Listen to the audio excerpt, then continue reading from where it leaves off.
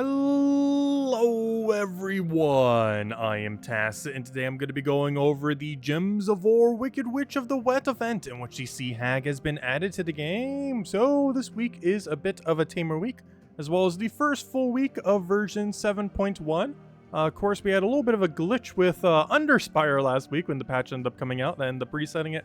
We should be getting compensation for that sometime this week. As far as 7.1 itself, it could pretty much be summarized in leveling is more rewarding now, and also stacking EXP for this exact week of Guild War week, because we'll be able to stack the extra EXP on top of the other EXP and get a lot of EXP. So we'll finally be able to utilize that. But anyways, as far as the new troop that ended up coming up, let's go start there and then do the rounds. As far as the Sea Hag, good time to start stocking up on brown and purple arcanes if you need them, only 200 glory each. As far as your troop itself, unfortunately really bad.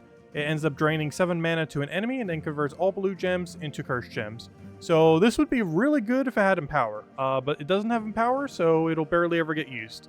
Cursed gems, of course, being brown gems that apply curse to the enemy, or your own team if the enemy ends up taking them after the fact. When it becomes shiny, it will end up doing 8 mana drain instead of 7. However, that is almost no difference, and given that there are plenty of things within the game that can mana drain a consistent 100% of full mana, or even half, or other things, doing 7 or 8 is not particularly high. One thing that is pretty noteworthy about this thing is brown does feed back into itself. However, we already have other empowers that do it, like empower into green, feeding into itself, also having green storm and stuff like that. So this isn't anything particularly special, and to be not having empower to go with it just isn't going to be strong enough to use almost ever. Maybe it'll find its way into some really weird restrictions, like maybe this week.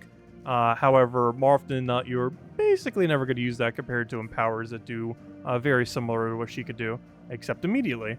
Anyways, as far as the event key drop tables may be worth considering. Of course, we have a lot of magic-based kingdoms this week, or this month, I should say. And this is yet another one of them.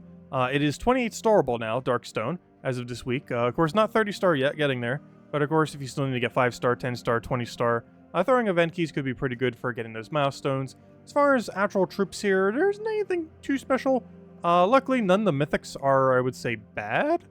We have like something pretending to be Zolgoth, that is the 2% insta-kill while having Skull Creation. We have Mother of Darkness that used to be pretty good until the Rogue Spider got nerfed into the ground. However, still decent, still our best bleeder in the game, and an okay true damager. And then we have the guy that does a billion explode, which finds his way into some skull teams, particularly Doom and Uber Doom skull related ones. Also having the most transforms of any mythic in the game. So the mythics aren't bad here, but they're definitely not some of the absolute strongest. We do have like some mana drainers here and there. But for the most part, I would say it's pretty skippable unless your goal is to reach a certain star level because you're close to getting a magic for the kingdom. As far as things that are not in this drop table, the 5 troops from All Seeing Eye are not in the drop table. And aside from that, I believe that is actually it. So just the 5 faction troops then. But everything else is in drop table, though, Troglodyte also isn't. Troglodyte is from Guild War occasionally. So the Troglodyte and the 5 Guild War, the Troglodyte and the 5 faction troops, with this one being from Guild War, are the ones that are not in drop table. Everything else is. But yeah, for the most part, you're only really opening keys if you're looking to upgrade the place, or if you just really want one of those mythics for utility's sake. For the most part, it is not the greatest of drop tables, but as with any Magic Kingdom, it is always worth going for those upgrades, being able to get that permanent magic bonus, and this one is indeed a magic-based kingdom. Anyways, so other things that we have going on. We have 2 guild-related events. One being Tower of Doom and the other one being Guild Wars. Of course, Guild Wars doesn't really fully start until tomorrow, but basically just make sure you're using a pure color team every single time. Make sure all your defend teams are unique and set to the right day, which I haven't actually bothered changing yet, though apparently a lot of them are already correct, which is kind of nice. But yeah, just make sure you do this, and if the easiest way to check is just double check on the bottom if it says the full amount. So of course, whenever you use 4 different ones on a given day, it'll give you 2,000. And right here, if it goes over, as long as it says 12,000, we have done it correctly. And as you can see, it says 12,000, so we have 24 unique troops across all the teams. And yeah, we're now good to go for Guild War, other than maybe going for those little Sentinel upgrades here and there. But that's pretty much a game plan, as per every Guild War. And of course, loot is still just as average as always. And while we're not getting Troglodyte this week, we are getting Arai, so you'll be able to get that. Also, yeah, what bracket are we in? I'm just curious. Did we actually go down or up? We are pretty much just stagnating there. We keep not having a member every single time, though we did move up, so I think we dropped down. because we were missing some members, and then we went back up. But yeah, the rewards are still just as bad as always. Actually, I can't even see it here. But yeah, they haven't actually buffed Guild Wars. Another mode of many that definitely need a bit of a buff. Anyways, so yeah, that's the same as per usual. Same as Tower of Doom, with the main noteworthy thing, of course, being that do remember that you are required to use as of, what was it, 7.0? You are required to end up using the Doom weapon. So using the Doom weapon, the Doom ring, which costs 500 gems to get, you can also get it from Soulforge, so it's way more overall value if you just do it from the gems. But if you spend 500 gems, you'll get the ring, and doing so and using the ring will give you 2 times the amount of points.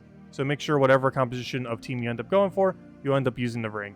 And other than that, the gameplay's still the same. You want to scout out all the better rooms for your guild, where the unlock is, fireballs, heroisms, anything else you want to get for the guild. Have people scouting, make sure to report back all the rooms, and just take only the important rooms, as you waste 1 sigil per every single room, so you only want to take the good ones, rather than taking every single one, unlike some of the other modes in the game. Anyways, aside from that, other things that we have going on, Tuesday we have All-Seeing Eye. This is actually pretty noteworthy to mention the weapon. All-Seeing Eye has a decent weapon, not the best. It's not like Life and Death, though we do have that coming up really soon. Actually, I believe next week or 2 weeks from now, 1 to 2. But anyways, tomorrow we do have access on Tuesday, All-Seeing Eye's Jar of Eyes. Jar of Eyes is a blue weapon, 16 mana cost, summons Blue Storm. It was actually nerfed from its original 14 mana cost. It was one of the original explodey weapons, of course, now of which we have like 500 different variants. However, it is still pretty good. It uses a color and then creates a storm back into that same color while having resummon. It's definitely not as good as it was pre-nerf or back in the day, but it's still pretty usable. And of all the faction weapons, is one of the still slightly more noteworthy ones. Wednesday, we're going to be getting a human bonus, which synergizes pretty well with Darkstone, as most of them are humans. Thursday class event, we have a human Darkstone restriction. And then on Friday, we have no event, aka Arena. Well, speaking of things that need a buff, Arena event is this weekend, so basically no event, as Arena loot is horrifically bad, especially ever since we got Merchants' Angels earlier this year, which almost completely invalidated the loot that you even get from doing Arena, aside from like those few free gem keys and everything you get on like the first run. Anyways, as far as troops are concerned, probably Piskia. We're gonna go for something. Piskia, personally not one of my favorite, however, it is pretty good. Ends up destroying a bunch of green, creates blue based on how many it destroys, and has 2 independent chance to 30% devour. Very RNG based, but when it works perfectly, it just auto wins within seconds, and it's pretty nice. Problem is teams that have immune to devour, but there are a lot of ways around it, most notably wands these days. It covers every single color, so ends up utilizing all the blue you end up creating from this, so you can use the excess blue to trigger wand. And with wand, you can have curse, apply curse, or even bless to your own team, but apply curse to the enemy so that they can be devoured. And yeah, it's pretty much the only noteworthy one there. As far as weapons, I would say pretty skippable. Was there any weapons really worth going? I don't believe All-Seeing Eye really has one other than the Tuesday one, which you can get from Soulforge on Tuesday if you want to. Though you can also spend gems for it on Tuesday if you want to go down that route. But yeah, other than Jar of Eyes, which is only available tomorrow rather than throughout the entire week, I would say it's mostly just for completion's sake, like if you need them for getting a certain star level, as you do want to make sure you get those magic unlocks. But aside from that, yeah, nothing's really a must-have there. Anyways, as far as anything else to really mention, I guess we shall go into the teams then. Wow, this is a very team week. We do not have much going on. I knew it was tame, but I forgot it was this tame. Other than Guild War, yeah, it says almost no events going on this week. So, Purple Doom. As far as Purple Doom is concerned, we end up having, of course, we're restricted to purple. So we have to use a pure team of purple. And of course, with the most recent change in 7.0, we do have to use the ring. You don't have to, but of course, you're getting half as much kills, or Doom kills. So you do want to be making sure that you use that ring. Technically, I believe on the battles prior to the Doom itself, you could technically use a different team. But the amount of time you'd have to keep switching back and forth, I would just stick with one the whole time. So for the first set, we're going with an insta-kill Zolgoth. Do keep in mind that you cannot insta-kill the Doom itself. However, you can still apply scroll damage on it, so that's pretty much the game plan there. As far as the lower version, we're basically just AoE spamming until we win. Essentially, just use your strongest AoE option, just keep spamming. Obviously, we're using a Thrall Leprechaun base for both of these, and you can pretty much do that with anything. Use Thrall, use Leprechaun, use Ring, use whatever damage source you feel like using. Atlanta being one of the lowest ones you could do, and Zolgoth being one of the highest ones you could do. But you could do anything in between, any of the other AoEs that are Legend or Mythic. Anything like that, maybe a different insta-kill, though do make sure whatever you do does have enough damage to still take out the Doom itself, which Zolgoth can because it's gold, but you wouldn't want to use like the guy from Darkstone because he only basically does insta-kill. and would have no way of killing the Doom itself. But yeah, whatever you want to use as your damage source. Otherwise, just using Thrall, Leprechaun to try to get the mana going for them, with Ring being essentially required. Anyways, next we have the Underspire teams. Underspire teams are Darkstone restrictions. Similar to last time, actually the last couple of weeks, we've had an insta-kill pretty much every single week lately. We had Catherics, then we had, oh gosh, that one weird one we were using last week, I forget his name. And then this week we have Consort of Darkness, which actually works very similar to the one that we had last week, except he doesn't gain magic every turn. He has just a flat insta-kill chance. However, if he does get a kill, he does get to create skulls similar to Zolgoth, so almost like a Zolgoth if it does trigger, just without the burn freeze. And if it doesn't end up securing the kill, it will just eliminate a bunch of stats from them. So you basically want to hope you don't get unlucky. That or feed him magic to get to the point where he can. But otherwise, you're just spamming him, trying to get your insta-kills, making sure you use Nisha so you get the max amount. And we're using Mother of Darkness just to poke a little bit of true damage. You could kind of go all in on a true damage build, but I figured we'd go for the insta-kill just so it lasts a little bit deeper. And as far as the lower range, basically it's AoE spam. Black Manacle. You have that legend that can do the same thing for full AoE as well, under brown purple. Demonstrax you get for free from the kingdom, so you can just do that for some scatter damage, some burn. If your hero happens to die, is double damage to burned as well. Thrall, because of course Thrall. And a Clarion, just because it does a little bit of damage pressure. Also does a little bit of mana accumulation, but you're mostly just doing it for the damage in that situation. Next, we have ourselves the faction event for tomorrow, which is a green-blue restriction for the All Seeing Eye faction.